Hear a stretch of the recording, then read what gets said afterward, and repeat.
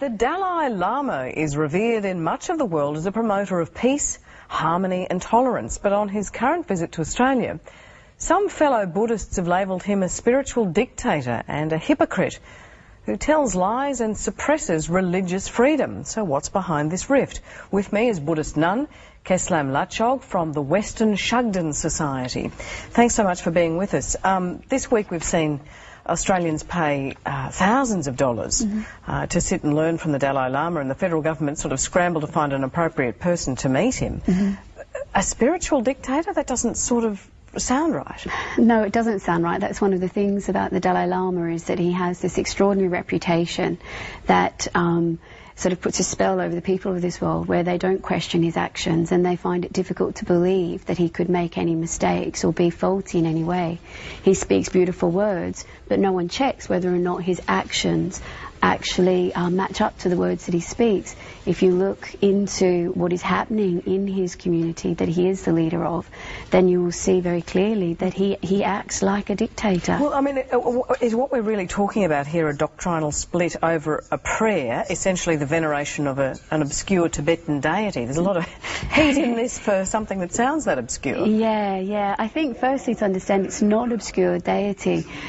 Two-thirds prior to the invasion of Tibet, two-thirds of Tibetans actually engaged in this practice. The Dalai Lama himself engaged in this practice until he was in his 40s. It was given to him by his teacher. But he now says he believes that this worship is wrong. I mean, surely that's what spiritual leaders do. It's what the Pope does. They say, this is the direction we should take for Tibetan Buddhism. Why doesn't he have a right to say that?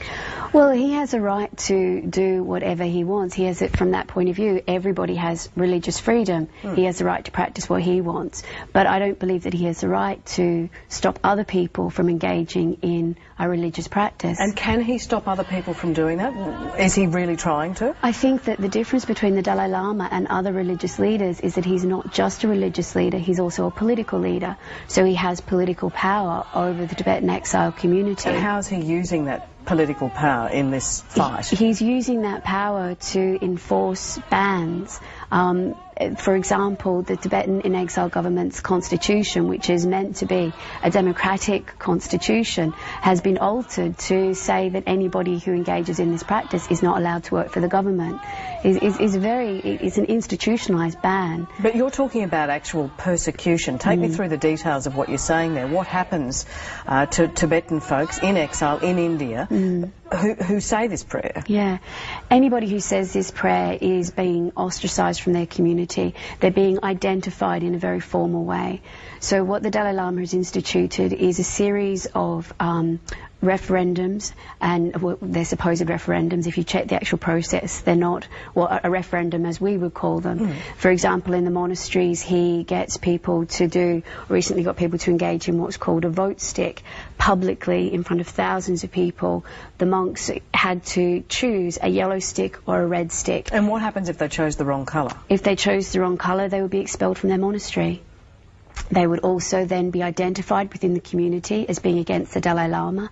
As a result, they would be humiliated and ostracised. Not just them, but their families would also experience this. Their families would be told, would be visited by representatives of the Dalai Lama saying, you must tell your family member to stop doing this practice, or else you must not ever allow them to come home again. Is this going to have an impact on Western practitioners? Absolutely. The Dalai Lama has very powerful speech in this world. He has this enormous reputation. He's seen or perceived to be the Buddhist leader, which in fact he isn't at all and never has been. So you don't recognise him as that? He isn't. The Dalai Lama has never had that position. Like all 13 previous Dalai Lamas have never had that position. The Dalai Lama is not the leader of Buddhism in this world. You go to Sri Lanka, you go to Burma, you go to these places and ask them who is your leader. It's not the Dalai Lama. I'm interested in the personal sorts of reflections that this has about the Dalai Lama. You've presented me with quotes in which he says, look, I will unleash a cultural revolution against those who will not obey what I'm saying. This is an extraordinary thing to say, and it doesn't tally, as I say, with our perceptions of the man. Yeah. I mean, frankly, what are your perceptions of the man?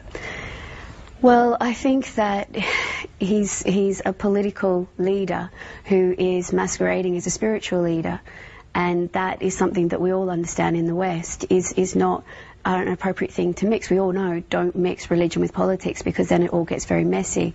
And he has confused those two roles and using his political power to enforce his own religious views on others. And what are the consequences of a potential, I mean, why should we care about a potential split in Tibetan Buddhism? I think that ordinary people should care about it from the point of view of the persecution that people are experiencing. This is a very real issue for the people in the exile community. They're being ostracized from their families. They're being denied travel visas. They can't leave unless they have this identity card that says that they are in line with the Dalai Lama's view. They're being denied basic human rights such as food and water, being expelled from monasteries.